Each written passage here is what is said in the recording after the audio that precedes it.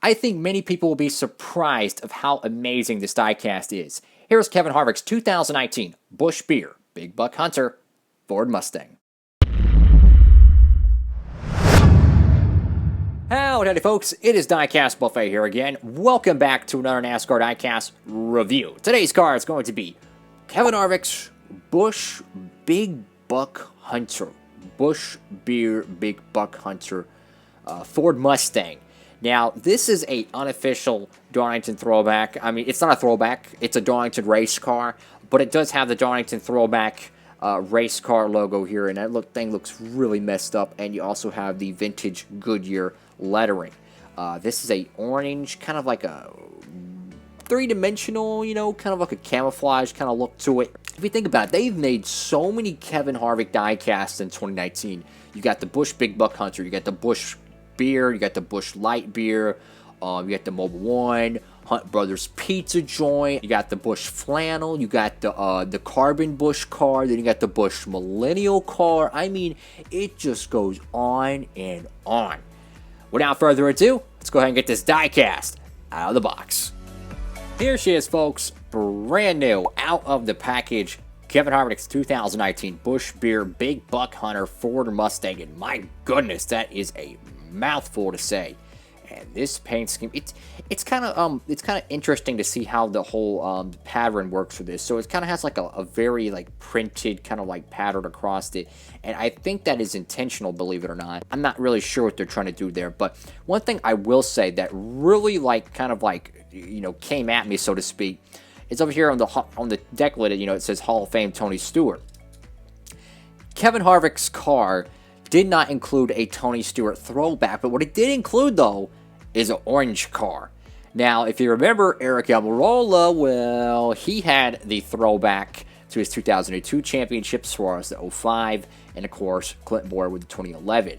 So technically, this wasn't, but hey, it did have the orange that ran with the other two orange race cars, of course, when Tony Stewart won 2 championships with those paint schemes. And also, if you haven't seen the Eric Almirola video, I'll have a link in the description below. That is one of the best releases of 2019. I'm sorry, it's one of the best ones. In my opinion, the best throwback of the year. So over here on the nose, you have the Busch Beer logo, which I feel like it's a little too high up. I don't know. I feel like the U is kind of stretched. You can see some stretch marks here, so I feel like it shouldn't be this far up. You do see kind of like that pattern, that kind of like spot pattern. I don't think that's because of print quality. I think that's actually intentional. I think they're going for like a camo net / like pixelated look for this design, which, it's unique. I give them credit for creativity. Busch has been unbelievably creative with their brand marketing in 2019, and I hope they continue to do so in 2020, which they kind of already are with the Busch Light and the Busch Beer cars. I think that looks awesome, but it's a great way to connect with millennials and to, get them hooked on their product. You got Busch Beer brewed for the outdoors, Anheuser-Busch, St. Louis, Missouri. Got the Ford logo there. You pan over here to the front, and I love this so much. White lettering. They could have put black lettering. They could have put orange lettering. I mean, anything's possible. No, the white lettering is like a subtle kind of like accent color, and I gotta say, man, it looks great. It's not like a bright orange we've seen on the Eric Almirola or Tony Stewart's Home Depot Pontiac from 02 or anything. It's really like a Hunter Safety orange. It really is. It's like a very bright, contrast-heavy, good saturation type of orange, something you would see on a construction site. I think a very good decision with the color. You got Stewart-Haas Racing, Moog, Edelbrock, Sunoco, Black Splitter. You kind of just see a little bit of the lip of the design here. So it's kind of like a spot pattern all over it, and I kind of like that. I think it's just, it's unique and different. You do see a decal line there, I believe, and as well over here. So that I don't know, that kind of bugs me a little bit. Number 4 car, you got the grill, which is a little bit lopsided, I will say, the Mustang grill. And for the 2020 Harvick, I have noticed that the pony on the Mustang grill is much more potent, kind of like a chrome effect. And I gotta say, man, the quality of the design here is just unbelievable. I love this design the more I look at it. I mean, you got the deer here, you got Big Buck Hunter, which is one of the most popular arcade games you'll see pretty much anywhere. You got a very torn and tattered NASCAR race car logo. Of course, that's the throwback 90s version. You got Kevin Harvick. The name's kind of small there. I wish it was a little bit blown up. I think white would have looked really good there, but they went with the green. They got the American flag there. 2 race win stickers. Now, I think this is for Michigan and New Hampshire. This was before the Brickyard 400, which is really weird because I'm so used to the Brickyard being right after, like, Watkins Glen or, like, right before it.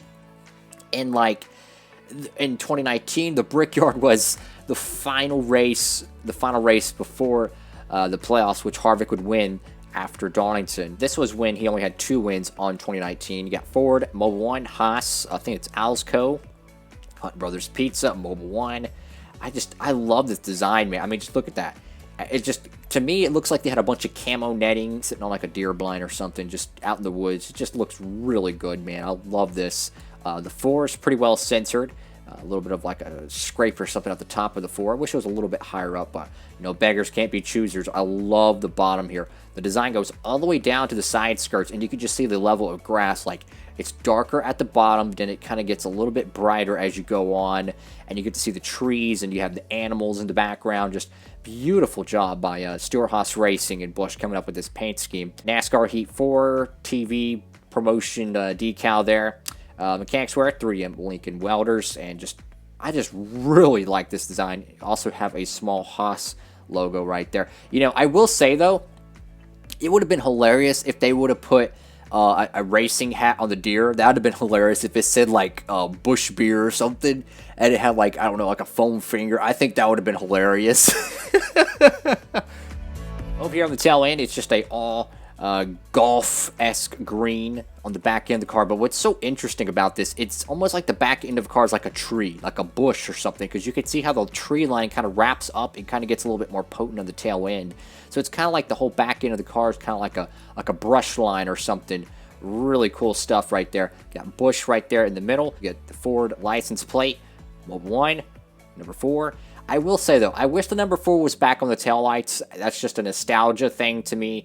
You do have a black splitter, but you can see that how, like, the bottom of it, it's kind of like a gloss finish, but the top's actually really, like, smooth like a satin.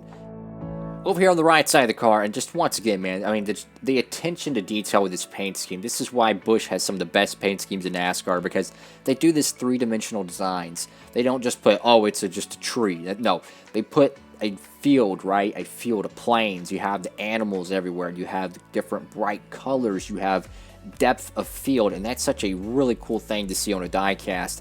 And it's the same, you know, design on each side pretty much. You got the deer here, you got the deer there. Just a very good job by Stewart-Haas Racing and everyone involved, man. Busch, Big Buck Hunter, everything. I think this is just a really cool paint scheme, man. It just goes so well. Then you have the special Busch can right there. I mean, just an awesome looking diecast, man. I mean, my goodness. I will say, though, the diecast looks so much better than the actual race car, because I was really disappointed when they ran this at Darlington. I felt like they should have ran this at any other track but Darlington. That's just me. But now realizing the Tony Stewart connection, it kind of made a little sense to see them run an orange car, you know. I do wish they would have ran a actual throwback for Darlington and saved this maybe for, you know, maybe for the playoffs or something. But nonetheless, though, a awesome looking diecast. Over here on the roof, well, the front windshield's somewhat secure, but the back one's a little bit, well, a little bit loose. Got the number 4 there, kind of centered. Got the Busch logo on the roof. And, you know, that thing is just scooted all the way down the bottom. I mean, this thing is going so fast, the decals even move. Wow. You got HARVICK. And I touched on this earlier in the video. You do have the NASCAR Hall of Fame logo and class of 2020. Might be hard to read, but they have this on the Amarola as well, Tony Stewart. So, like I said, originally I was kind of like on it, but realizing that this was the week where they would celebrate, you know, Tony Stewart's, you know, induction into the Hall of Fame. Seeing an orange race car, kind of see the connection now. Well, folks, what a unbelievable diecast. And once again, if you've missed yesterday's upload, the Chase Elliott Napa Air Filters review, I'll have a link to that in the description below so you can check that out. Thank you all so much for watching. Hope you're having a great one, folks. Make sure to like, comment, and subscribe. Hope you're having a great one. Follow me on Instagram at Diecastbuffet. Diecastbuffet. Signing off.